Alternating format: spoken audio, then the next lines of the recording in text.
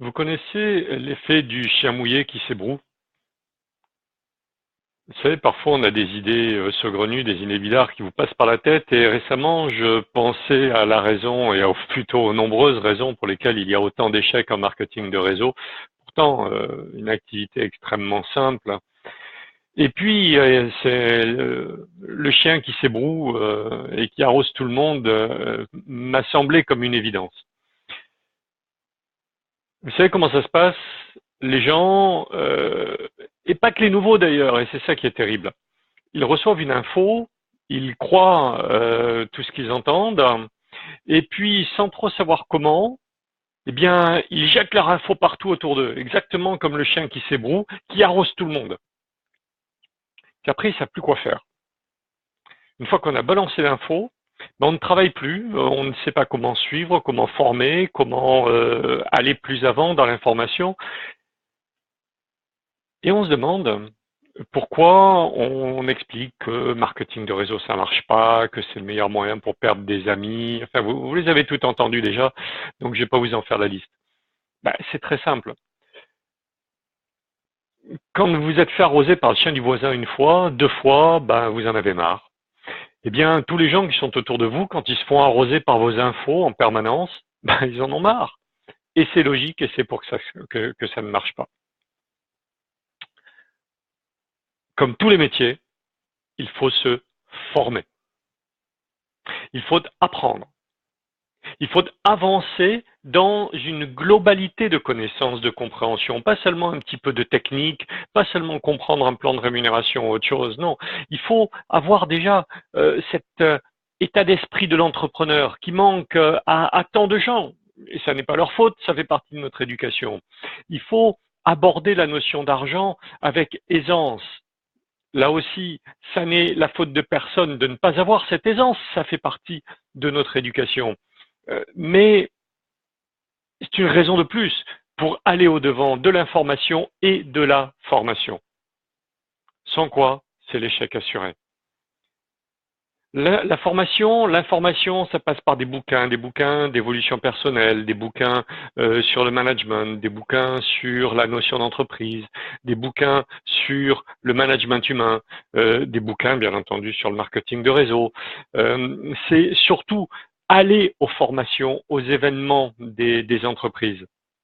Si vous restez dans votre coin, si vous croyez que vous pouvez gagner un petit peu plus d'argent en marketing de réseau, eh bien, vous ferez partie de ces 97-98% de gens qui, au mieux, récupèrent leur mise.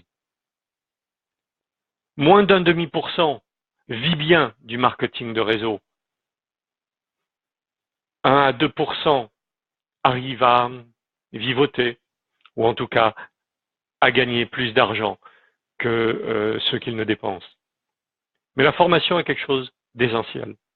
Et surtout, n'oubliez jamais que grâce à l'effet de levier, il ne faut pas connaître des centaines de personnes. 2, 3 personnes qui vont en former 2 ou 3, qui vont en former 2 ou 3. Et ça suffit. Parce que vous connaissez peut-être ce dessin que j'utilise de temps en temps. Encore une fois, c'est de la théorie, on le sait.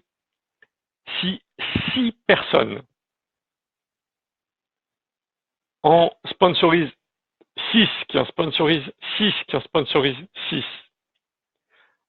en seulement 13e génération, c'est-à-dire après avoir dupliqué 13 fois, il n'y a pas assez de gens sur la planète Terre puisque on arrive à près de 8 milliards de personnes en 13e génération. Donc on n'a pas besoin d'en sponsoriser 6. Tout le monde n'en sponsorisera pas 5 ou 6. Mais ça ne sert à rien d'arroser l'effet du chien qui s'ébroue, mais plutôt de travailler sérieusement avec quelques personnes et d'aller en profondeur. Et là, la réussite en marketing de réseau est assurée. Et quand on sait ce que ça peut rapporter sur le papier, il faut juste le mettre en pratique, mais le mettre en pratique correctement. Sans quoi, avec une fusée, vous pouvez aller sur la Lune, sur Mars. Mais si vous ne savez pas faire, ça fera juste un petit feu d'artifice au décollage, et c'est tout. Bah, le marketing de réseau, c'est la même chose. Pour la plupart des gens, pour la seule raison qu'ils ne vont pas se former, et c'est vrai aussi que peu forment et s'impliquent. C'est une clé essentielle. Lorsque vous choisissez une société de marketing de réseau, choisissez votre sponsor. On ne fait pas des affaires avec des copains, on fait des affaires avec des pros. Et si on veut le faire avec des copains, allons en copain vers un pro qui va véritablement travailler avec nous et engagez-vous à travailler avec lui. À bientôt.